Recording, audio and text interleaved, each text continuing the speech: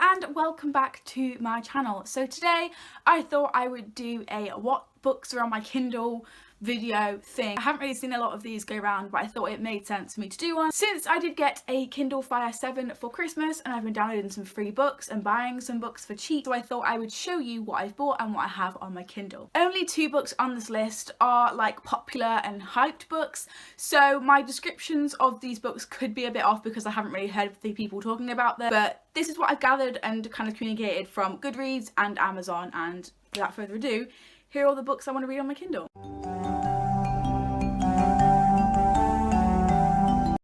There were a lot of books, so I have left some off, so if you want a part 2, let me know. But let's start off with a quite popular read, To Kill a Kingdom by Alexander Christo. And all I really know about it is the fact that it's a Little Mermaid retelling, and it's basically about a siren who loses her voice instead, and she's one of the most lethal sirens, but then she loses her power, which is her voice, and that's really all I know about it. But as soon as I heard Little Mermaid retelling, I was there. The second book on my Kindle is The Girl with the Green Tinted Hair by Gavin White. So this is described as a spiritual fable about personal growth. It's about a boy who finds a girl dancing under his favourite tree, and she has obviously green tinted hair. At the time he doesn't realise this, but he's witnessing a phenomenon. In this journey, this boy is shown that his fear of aging and ultimately his fear of dying isn't really what it seems with the help of the girl under the tree, aka the girl with the green tinted hair, and it's been often described as a hidden gem on Amazon. A lot of books are, but I thought this was really interesting, the fact that it's described as like a spiritual fable and the fact that it's got loads of fear about dying in it, which I personally can relate to. The next book is Paranormal Passions by Misty Vixen. Don't judge me, but this is paranormal erotica. This is basically about a guy called Jason who is age 20 and he's basically just feels like he's done nothing with his life, which I relate to. So he picks up everything and changes career and moves to a brand new city. Everything seems to be the same in his new life as it was before, so he's like, was this even worth it? But then he becomes good friends with his neighbour,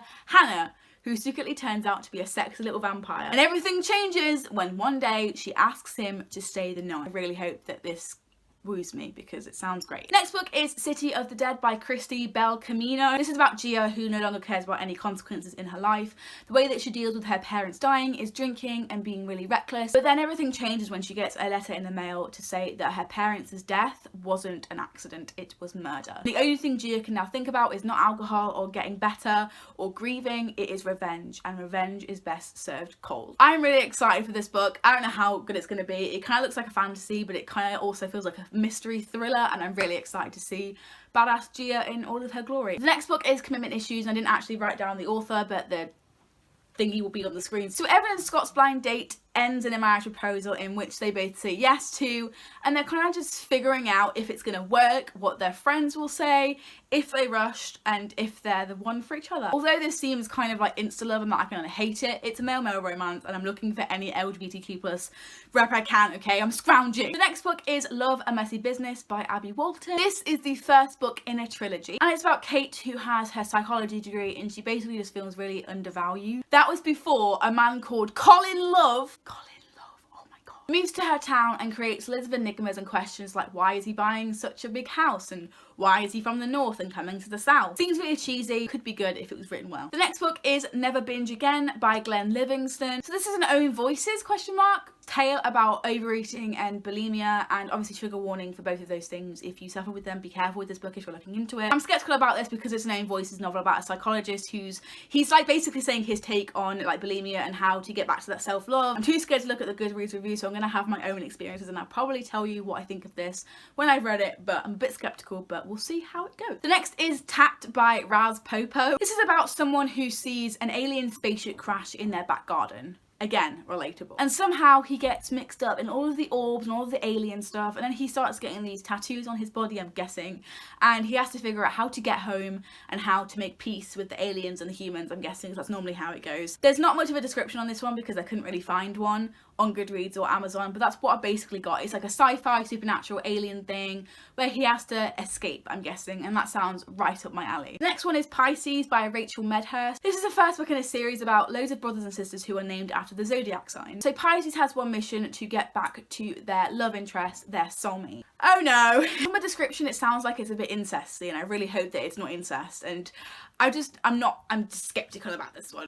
We'll see about that one. The next book is one that I am the most excited for on this list, apart from the two popular ones, and that is The Girl in Between. Again, I didn't write down the fucking author's name, but I'm stupid. You can see it on the cover. So this is about Bryn, who is described as a real-life sleeping beauty. She has something called Cleaving-Leaving syndrome, where she sleeps for a prolonged period of time and it takes out weeks and months of her life. But unlike all of the other patients with this disease, she goes to like an alternative reality when she's in these prolonged bits of sleep. Everything is fine until a guy washes up on the shore of this imaginary beach in her alternative reality and has no idea who she is or where he is or what he's doing. I think we switch between two perspectives, real life and then the obviously alternative, her in her prolonged sleep thing. And in the alternative reality, that's happening, and then in real life, trying to battle her syndrome, and the only way of curing it is to go to this experimental lab by this German psychologist or doctor or whatever, and she's so scared. She figures out that the mysterious boy might be a key in getting her better and getting rid of this alternative world,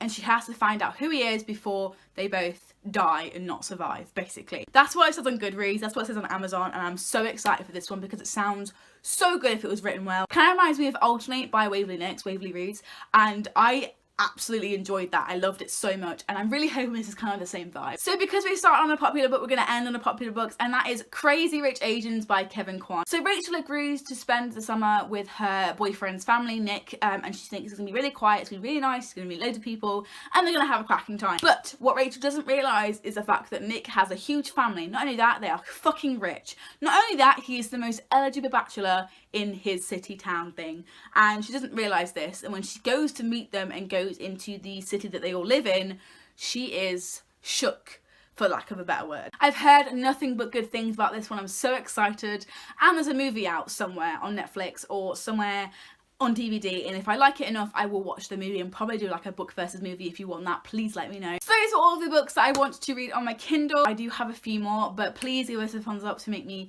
have the incentive to make a part 2 in the future. Please let me know down below if you read any of these books, if you would recommend them, if you wouldn't, so I know which ones to prioritise and I know which ones to stay away from and backlist on my TBR. Thank you so much for watching. If you like this video, please give me a thumbs up and subscribe. I make videos every single Tuesday on the channel, all bookish and booktube related. I also have Bookstagram. It's the same handle as my YouTube, and always is linked down in the description box below. Thank you so much for watching, and I will see you next week for a brand new booktube video. Bye! You've got a face for a smile, you know. A shame you're wasted when you're breaking me slowly. But I've got a world of chances.